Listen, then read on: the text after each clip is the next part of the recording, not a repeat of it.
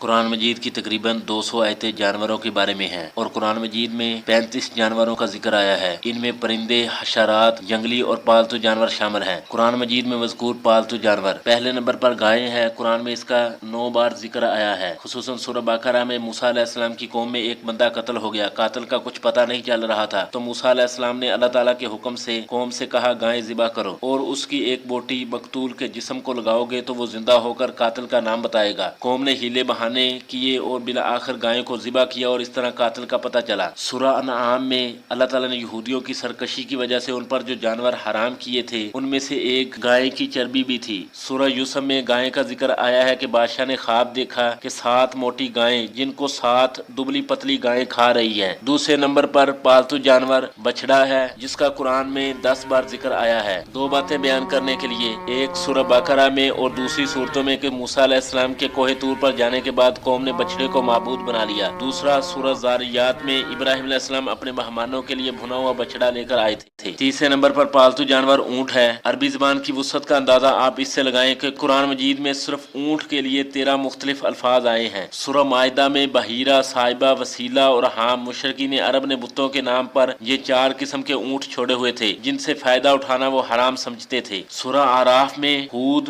شعراء اور الشمس میں صالح علیہ السلام کی قوم کے مطالبے پر ایک اونٹنی کا پہاڑ سے نکلنا جس کو قرآن مجید میں اللہ تعالیٰ کی اونٹنی کہا گیا ہے۔ سورہ یوسف میں اونٹ کا ذکر اس طرح ہوا ہے کہ جو شخص بادشاہ کا پیالہ جو گم ہو گیا ہے تفتیش سے پہلے وہ پیالہ لے کر آئے گا اسے ایک اونٹ غلہ انعام دیا جائے گا۔ سورہ اعراف میں بیان کیا کہ اللہ کی آیات کو جھٹلانے والے کافروں کے لیے جنت میں داخل ہونا اور آسمان کے دروازوں کا کھلا جانا ایسا ہی ناممکن ہے جیسے اونٹ کا سوئی کے ناکے میں سے گزرنا ناممکن ہے۔ سورہ مرسلات میں بیان کیا ہے کہ جہنم کی آگ سے جو چنگاریاں نکلیں گی وہ محلات کے برابر ہوں گی جو دور سے دیکھنے سے ایسے معلوم ہوں گی جیسے زرد رنگ کے اونٹ ہیں۔ سورہ تکویر میں قیامت کی ہولناکی بیان کرتے ہوئے فرمایا کہ وہ جب آئے گی تو 10 ماہ کی حاملہ اونٹنی بیکار چھوڑ دی جائے گی۔ سورہ حشر میں میدان جہاد میں اونٹ کا ذکر آیا ہے۔ سورہ واقعہ میں جہنمیوں کے بارے میں بیان کیا ہے کہ وہ کھولتا ہوا پانی پئیں گے اور ایسے پئیں گے جیسے پیاس کی بیماری میں مبتلا اونٹ پیتے ہیں۔ اور سورہ غاشیہ میں اللہ تعالیٰ نے اپنی اس عظیم تخلیق اونٹ پر غور کی انسانوں کو دعوت دی ہے۔ چوتھے نمبر پر پالتو جانور گدھا ہے۔ گدھے کا قرآن مجید کے اندر 7 بار ذکر آیا ہے۔ سورہ بقرہ میں عزیر علیہ السلام کے گدھے کا ذکر آیا ہے جن کو موت دینے کے بعد اللہ تعالیٰ نے 100 سال بعد زندہ کیا اور پھر ان کے ساتھ ان کے گدھے کو بھی زندہ کیا۔ سورہ ہود میں جہنمیوں کے بارے میں بیان کیا ہے کہ وہ جہنم کی آگ میں گدھے کی طرح چیخنے چلانے کی آوازیں نکالیں گے۔ سورہ نحل میں سواری اور زینت کے لیے گدھے کی تخلیق کا ذکر آیا ہے۔ سورہ فرقان میں جہنم کے بارے میں بیان کیا ہے کہ وہ کافروں کو دور سے دیکھے گی تو غصے میں گدھے جیسی آوازیں نکالے گی۔ سورہ لقمان میں لقمان علیہ السلام اپنے بیٹے کو نصیحت کر رہے ہیں کہ اپنی آواز کو نیچی رکھ کیونکہ سب آوازوں سے بری آواز گدھے کی آواز ہے۔ سورہ جمعہ میں علماء یہود کی مثال ایسے گدھے کے ساتھ بیان کی ہے جس نے کئی کتابوں کا بوجھ اٹھایا ہو، یعنی کتاب پڑھی لیکن دل میں کچھ اثر نہ ہوا ہو۔ سورہ مدثر میں کافروں کے نصیحت اور قرآنی آیات سے بھاگنے کو ان جنگلی گدھوں کے ساتھ تشبیہ دی ہے جو شیر کی آہٹ سے ہی بے تحاشا بھاگتے ہیں۔ 5ویں نمبر پر پالتو جانور بکری ہے جس کا قرآن مجید کے اندر 4 بار ذکر آیا ہے۔ سورہ انعام میں بکری کا ذکر آیا ہے۔ مشرکین نے کچھ جانور اپنے اوپر حرام کیے ہوئے تھے تو اللہ تعالیٰ نے ان سے دلیل مانگی ہے کہ ان کے حرام ہونے کی کیا دلیل ہے، تو وہاں بکری کا ذکر کیا ہے۔ سورہ انعام میں یہ بیان کیا ہے کہ یہودیوں پر ان کی سرکشی کی وجہ سے اللہ تعالیٰ نے وقتی طور پر کچھ چیزیں حرام کر دی تھی، مثلا ہر ناخن والا جانور اور گایوں اور بھیڑ بکریوں کی چربی ان پر حرام تھی۔ سورہ طٰہٰ میں موسیٰ علیہ السلام سے اللہ تعالیٰ نے پوچھا کہ اے موسیٰ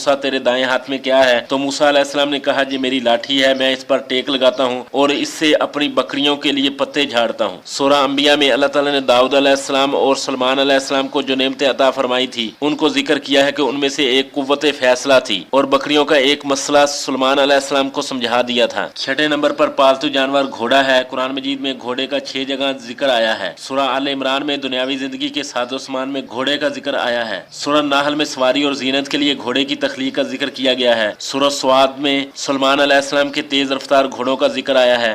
سورہ انفال میں جہاد کی تیاری میں گھوڑوں کا ذکر آیا ہے، اور سورہ حشر میں اور سورہ عادیات میں میدان جہاد میں گھوڑے کا ذکر آیا ہے۔ 7ویں نمبر پر پالتو جانور خچر ہے، جس کا قرآن مجید میں ایک بار ذکر آیا ہے۔ سورہ نحل میں سواری اور زینت کے طور پر خچر کا ذکر آیا ہے۔ 8ویں نمبر پر پالتو جانور بھیڑ ہے، جس کا قرآن مجید میں 2 بار ذکر آیا ہے۔ سورہ انعام میں بھیڑ کا ذکر آیا کہ مشرکین نے اپنے اوپر کچھ جانور حرام کیے ہوئے تھے، ان سے اللہ تعالیٰ نے دلیل کا مطالبہ کیا ہے، ان میں بھیڑ بھی تھی۔ سورہ انعام میں بھیڑ کا ذکر اللہ تعالیٰ نے یوں کیا ہے کہ یہودیوں پر ان کی سرکشی کی وجہ سے اللہ تعالیٰ نے جو چیزیں حرام کی تھی ان میں سے ایک بھیڑ کی چربی بھی تھی۔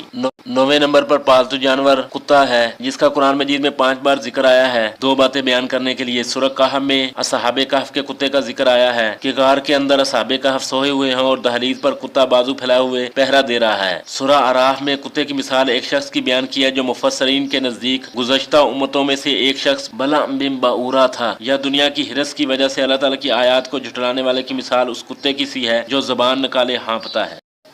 10ویں نمبر پر دمبی ہے، جس کا ذکر قرآن میں 4 بار آیا ہے۔ سورہ صاد میں جس میں بیان کیا گیا ہے دمبیوں کے معاملے میں 2 جھگڑنے والے اپنا فیصلہ لے کر داؤد علیہ السلام کے پاس آئے۔ 11ویں نمبر پر الانعام کا لفظ قرآن میں 32 جگہ آیا ہے۔ قرآن مجید میں اس سے پہلے بہیمہ کا لفظ آیا ہے جو درندوں کے علاوہ باقی جانوروں پر بولا جاتا ہے۔